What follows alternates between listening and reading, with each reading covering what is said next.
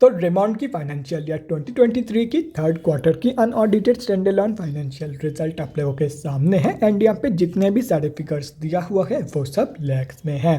तो गाइस सबसे पहले हम लोग इस कंपनी की इनकम चेक करते हैं। सो दिसंबर 2022 की क्वार्टर में कंपनी ने अप्रॉक्सीमेटली 1587.97 करोड़ का इनकम जनरेट किया है। और अगर ये सितंबर 2022 की क्वार्टर एंड दिसंबर 2021 की क्वार्टर से कंपेयर किया जाए तो सितंबर 2022 की क्वार्टर में कंपनी ने अप्रॉक्सीमेटली 1546.56 करोड़ का इनकम जनरेट किया था एंड दिसंबर 2021 की क्वार्टर में अप्रॉक्सीमेटली 1457.92 करोड़ का इनकम। सो दिसंबर 2022 की क्वार्टर में रेमॉन्ड ने बोथ केसेस में मतलब क्वार्टर ऑन क्वार्टर बेसिस पे and year on year basis पे दोनों के दोनों ही केसेस में एक बहुत ही बढ़िया पॉजिटिव इनकम ग्रोथ दिखाई है।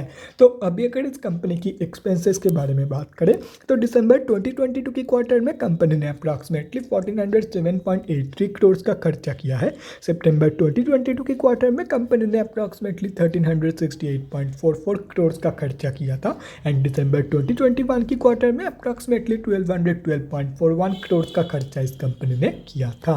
तो अभी अगर यहाँ से इन तीनों क्वार्टर्स की प्रॉफिट मार्जिन कैलकुलेट किया जाए तो दिसंबर 2022 की प्रॉफिट मार्जिन निकल के आ रही है अप्रॉक्सीमेटली 11.34%। सितंबर 2022 की प्रॉफिट मार्जिन निकल के आ रही है अप्रॉक्सीमेटली 11.52% एंड दिसंबर 2021 की प्रॉफिट मार्जिन निकल के आ रही है अप्रॉक्सीमेटली 16.84% के आसपास। तो कंपनी की जो प्रॉफिट मार्जिन की ग्रोथ है वो अनफॉर्चुनेटली बहुत क्वार्टर ऑन क्वार्टर बेसिस पे and year on year basis पे नेगेटिव में निकल के आ रही है। तो अभी अगर इस कंपनी की नेट प्रॉफिट मतलब प्रॉफिट आफ्टर टैक्स के बारे में बात करें तो दिसंबर 2022 की क्वार्टर में कंपनी ने अप्रॉक्सीमेटली 82.7 करोड़ का प्रॉफिट पोस्ट किया है।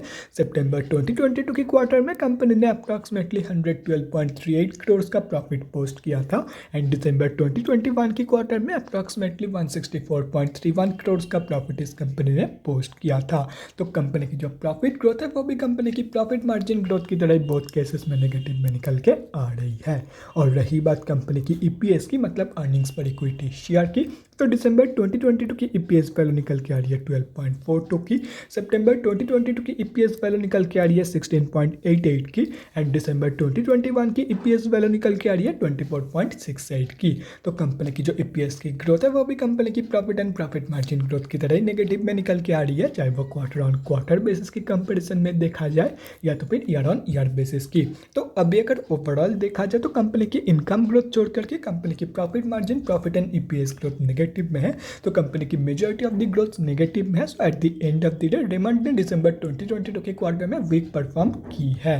तो guys that's it for this video. अगले वीडियो में मिलते हैं guys. Thanks for watching and stay safe.